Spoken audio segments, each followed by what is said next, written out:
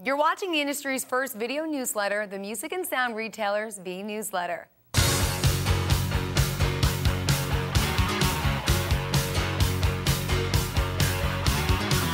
Hi everyone, I'm Jill Nicolini, and I'm going to kick things off with legal news affecting American DJ.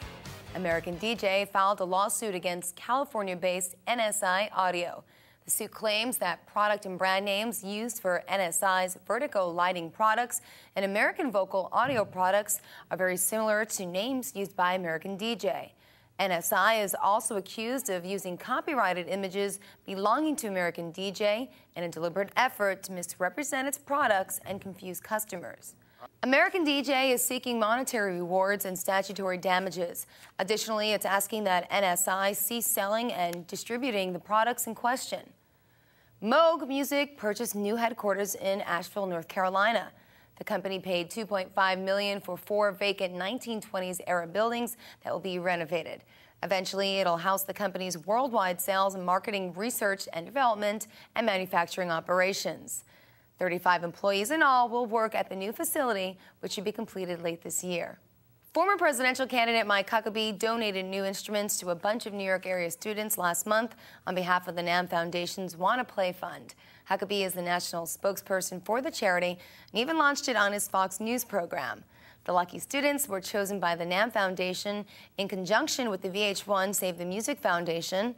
The children had sent in letters explaining how much they love music and wanted instruments of their own, but just couldn't have them because of the economic and other factors. The NAMM Foundation also announced the names of 25 groups set to receive the Foundation's program grants for 2010 and 2011. In all, the NAMM Foundation gave out $585,000 in funding for programs designed to increase interest and participation in making music among people of all ages. Some of this year's winners include Guitars in the Classroom, Little Kids Rock, the Mr. Holland's Opus Foundation, and the Rock and Roll Camp for Girls. MI said goodbye to Terry Brucey. He was one half of the famous Uber and Brucey team, which has won many music and sound awards over the years. Brucey co-owned Uber and Brucey in Fraser, Michigan for nearly 40 years, where business partner Paul Uber said he was served as an inspiration to untold numbers of budding musicians through his dedicated instruction and love for music in general. Brucey was 61. Guild Guitars opened its door to the public for the first time. More than 45 members of the Let's Talk Guild online forum attended the exclusive event called Let's Meet Guild. They got to tour the company's new Hartford, Connecticut factory and, of course, did lots of Q&A sessions and took a close-up look at the Guild's newly refined guitar-making process. Guild raffled off prizes for the lucky attendees, with one winning a new F512 12-string guitar. The Music Industries Association of Canada listened to its members, and this year the organization held its annual trade show both on a new date and in a new venue. MIAC member asked that the show be moved from its usual date in August, a time when new MIAC president and chairman of the board, Julio Cataleso, said many retailers were busy with family obligations or preparing for school season. Not only was the new May date a hit, but also was the new venue. This year's show was held at the Direct Energy Center at Exhibition Place. Being closer to downtown made the show easier to get to, and it allowed MIAC to house the pro audio, lighting, and video show under the same roof. Gand Music and Sound president Joan Gand is distributing the German-made Neo ventilator pedal through her distribution company, Gand Music Distribution, or GMD. Gand will be representing the pedal in both the U.S. and Canadian markets. The new pedal simulates a rotating organ speaker sound and, according to Gand, was backordered until next month based on the word of, well, mouth buzz alone. Don't forget to check out the Music and Sound Retailer's June issue, the Summer NAMM Show issue. It includes an interview with Hartley Peavy, a feature on Nag's guitars, a remembrance of life of Dr. Fritz Sennheiser, and, of course, so much more. So you should have received it already. But find out the latest in drum gear when we return from the short commercial break.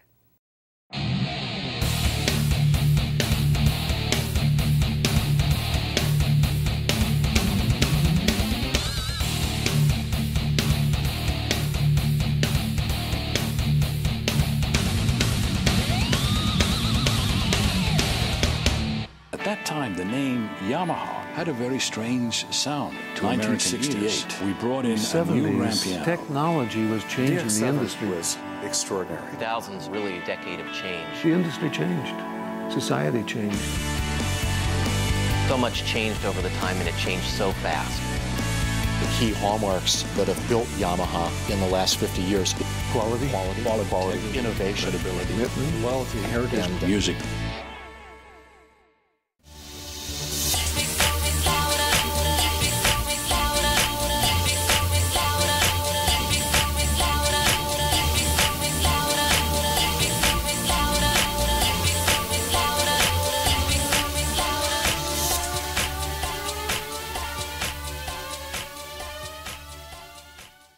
What happens when Yamaha drummers brainstorm on the perfect electronic drum kit?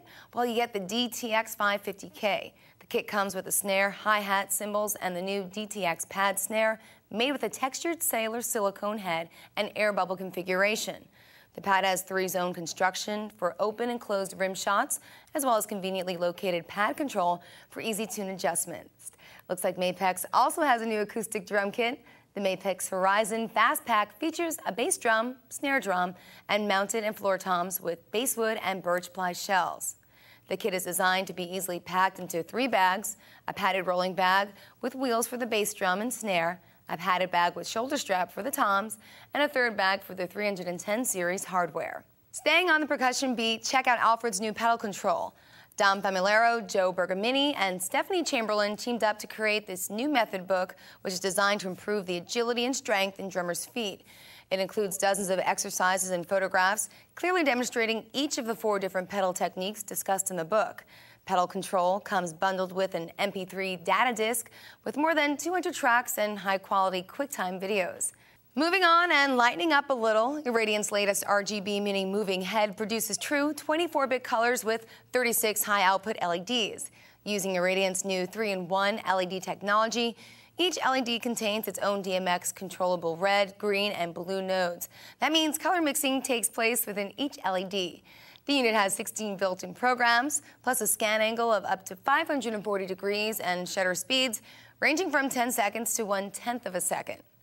The Lamplifier company introduced what it calls a new category of professional wired microphones. They feature a phantom-powered audio-enhancing processor inside the microphone handle. Plus, you get an internal processor that self-adjusts to the incoming sound or can be customized to the user's specific preferences. According to the company, no extra patch cables or outboard sound processors are required. Now you can get mini versions of Morley's wah and volume pedals, measuring only 6.75 inches long and 4.5 inches wide. These pedals were designed to take up less space on a player's pedal board. The mini wah has an on-off switch as well as a level control.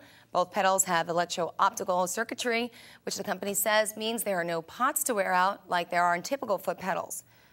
So what's the Traveling Guitar Foundation? We've got all those details on this brand new organization coming up in our final note.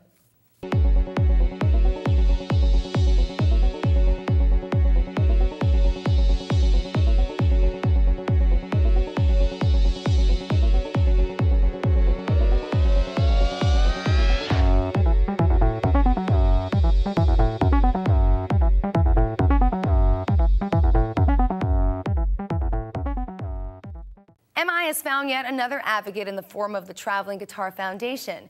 Guitarist Damon Marks, who has played many gigs with Alicia Keys, started the foundation to raise money for music-based charities by taking 2 new guitars every year and traveling around the country. The guitars are played, autographed, and photographed with celebrity performers, and at the end of the year, auctioned off to the highest bidder. To hear more about this unique concept and its New York event with special guest performer Swizz Beatz, check out the July issue of the Music and Sound Retailer. Can you believe we're already talking about July? Yeah, well, we at the Music and Sound Retailer's Vnewsletter want to wish everyone a safe and happy 4th of July. And of course, while you're out traveling, barbecuing, or whatever else you have planned, why not check out past Vnewsletters? It's really easy because you can just stream them on YouTube or at msretailer.com/Vnewsletter, or of course, download them on iTunes. Make sure to tell all your friends and colleagues about us too, so they can start receiving Vnewsletter in their inboxes twice every month. Until next time, I'm Jill Nicolini, and I, of course, thank you for watching.